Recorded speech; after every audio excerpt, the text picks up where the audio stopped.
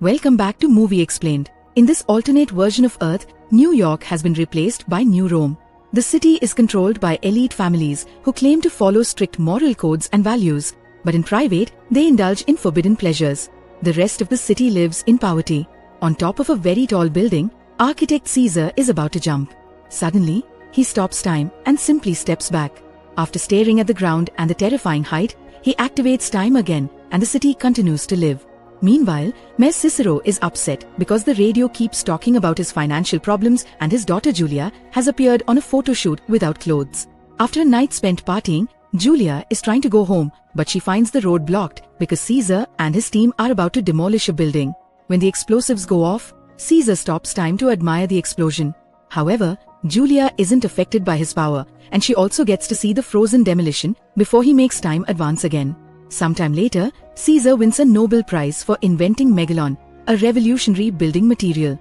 His popularity grows every day and it annoys Cicero, whose numbers are constantly falling on the polls, and sees Caesar as a rival. One night, all the important people gather for a special event at the demolition site. This event is covered by Wow, a very ambitious journalist.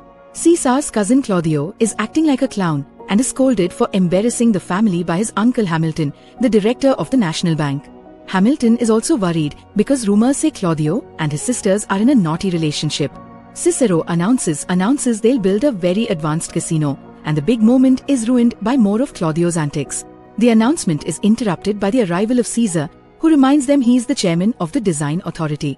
He wants to demolish and rebuild the whole city as a sustainable utopia using Megalon, and gets keeping interrupted by Cicero, who wants realistic goals and not dreams. An argument ensues and Caesar begins criticizing the system for only caring about rich people. So Cicero retaliates by pointing out that Megalon is unstable and unsafe to use. Since Caesar keeps going, Cicero brings up Caesar's wife, who was poisoned and whose body disappeared. Cicero had been the prosecutor in the case and he had been sure Caesar did it. But Caesar was acquitted and now he calls Cicero a slumlord. This causes Cicero to freak out and security has to drag him away while Julia tries to keep the press from taking pictures of her father to no avail. Afterward, there's a fashion show and Claudio gets jealous because all the women in the crowd keep talking about Caesar. When Caesar goes home, he finds Wow waiting for him. She's tired of being a mistress and her career is in a slump, so she wants him to make their relationship official. Wow even says she loves him, but Caesar can only think about his dead wife and leaves.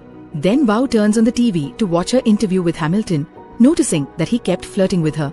The next day, Julia visits Caesar at his office after sending him a letter to discuss what happened to her father. She notices that there are many empty bottles around and even medicine, indicating Caesar isn't mentally well. Caesar doesn't like Julia because she's spoiled, entitled, and has no goals in life. He explains he likes the company of people who actually think. This irritates Julia, so she reveals she saw him stop time and wasn't affected. Now Caesar finds her interesting and shows her a model of his utopia, asking her to walk through it with her eyes closed. Julia sees people living a perfect life in harmony with equal opportunities for everyone and finally understands Caesar's vision, so she wants to help him. Later during a parade, Julia tells Cicero that she'll be working with Caesar, and Cicero calls her a traitor. He gets even more irritated when the cops pause the parade just so Caesar can cross the street on his car. That night, Julia reads all the files and articles about the murder case of Caesar's wife. She had been poisoned with an overdose of insulin and the car had been found deep in the river. In the middle of the investigation, her body disappeared. Julia becomes so desperate to know what happened that she starts following Caesar around town. Claudio is out too and sees what Julia's doing, so he begins taking pictures as he follows them too. After driving for a while, Caesar's car makes it to a shady neighborhood, where he sees injustice everywhere manifesting as images of falling statues. Then he stops to buy flowers, which confuses Julia. Minutes later, Caesar goes inside a mysterious building, where a security guard turns off the alarm lasers to receive him. Caesar then brings the flowers to his wife's body, which is being taken care of by a team of gentlewomen. However, when Julia follows him, she finds Caesar alone because this is all his imagination. Overwhelmed by Caesar's everlasting love for his wife, Julia decides to leave. The next day, Caesar goes to the top of the tower to watch the city and take notes for his plans. Julia comes along and asks him which institution is the most important to preserve in his utopia, to which Caesar answers marriage. For the next few weeks, Wow spends lots of time with Hamilton and they end up getting engaged. On the night of the wedding, Wow gives Hamilton his very own statue. Julia attends with Caesar, who notices the protesters nearby holding up signs against him, but he ignores them. Reporters keep asking him about Megalopolis and its possible danger, yet Caesar continues to joke while assuring them it's perfectly safe. In fact, pop star Vesta arrives wearing a dress Caesar made with Megalopolis, which uses tiny cameras to make it look invisible. Everyone loves Vesta because she promises to stay chaste until marriage. When Cicero arrives, the whole crowd boos him. Since this is New Rome, instead of a modern party, they have a celebration inspired by the old Roman Empire, including a chariot race and gladiators fighting. Julia is interviewed by some young students and learns there already are rumors of her dating Caesar. Speaking of Caesar, he spends the night smoking, drinking, and consuming a variety of substances, so everything is a psychedelic blur. He signs autographs and let women flirt with him, but he doesn't return any of it. Julia follows him around, trying to rein him in to no avail. While some eccentric clowns finish their show, Claudio bribes a producer to play a video he's brought at the right moment. Then it's time for Vesta to sing while people donate money to support her chastity pledge. Her performance is interrupted by Claudio's video appearing on the big screens, showing Caesar and Vesta doing the dirty and getting caught in the act by paparazzi. This causes a big uproar and bodyguards have to take Vesta away before the angry crowd riots, starting a fight on the stage. Cicero makes a speech that gets ignored while the guards use even more violence to try to calm the crowd down. Eventually, the anti-Cicero signs make it to the stage. Meanwhile, Caesar tries to escape through the back door and a man punches him, so he ends up in a fight as well while he keeps hallucinating. Because of all the substances Caesar consumed, it's easy for the other man to knock him down. Julia finds him and takes him away in his car, but they're stopped by the cops. Since Vesta is a minor, Caesar is arrested and kept in custody. In his cell, Caesar tries to stop time and discovers he can't. That night, Julia goes to the city archives with a friend, and they find some paperwork that proves Vesta lied about other things too. She's not a minor, and she wasn't even born in New Rome. The next day, Julia goes to see her father and shows him Vesta's birth certificate to save Caesar. However, Cicero destroys it, saying Caesar may be innocent legally but not morally. A frustrated Julia leaves after announcing she'll just get another copy. Afterward, Julia goes to Hamilton's house and is received by Wow, who stops the elevator to threaten her. She reminds Julia that Hamilton is hers, but so is Caesar. Claudio is also visiting Hamilton since he's trying to become the heir of the bank, but Hamilton suspects Claudio was involved in the video prank. Soon the media is covering the issue of Vesta's real age. They also present forensic proof that the video wasn't real and it had all been a setup.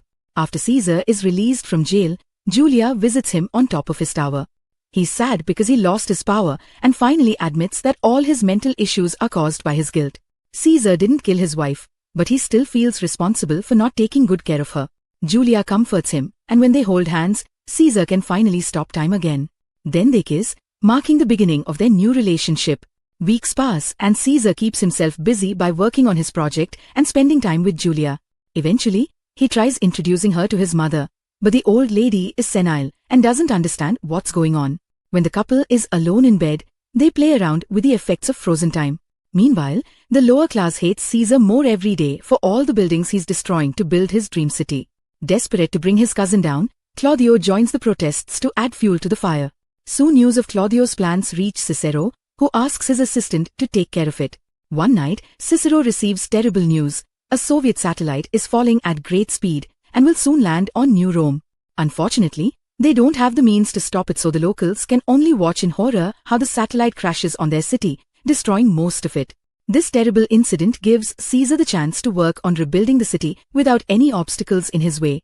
He loses himself in his job, playing with time to try to look into the future and design the perfect utopia. After many days of endless working, Caesar is brought out of his trance by Julia, who announces she's pregnant.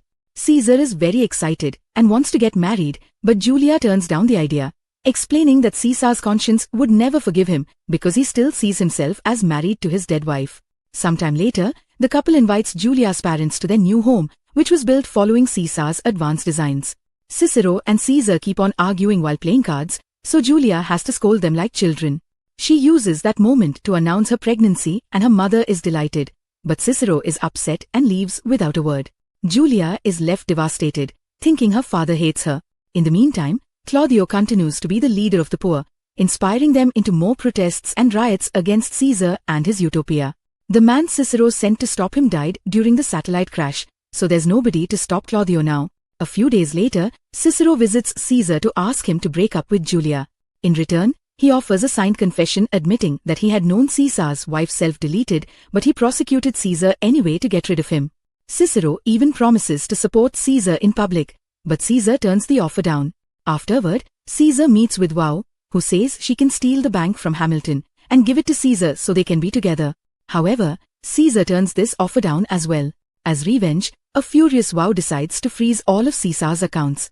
On the news, reporters keep discussing if Melodin is truly safe and attacks Caesar's image.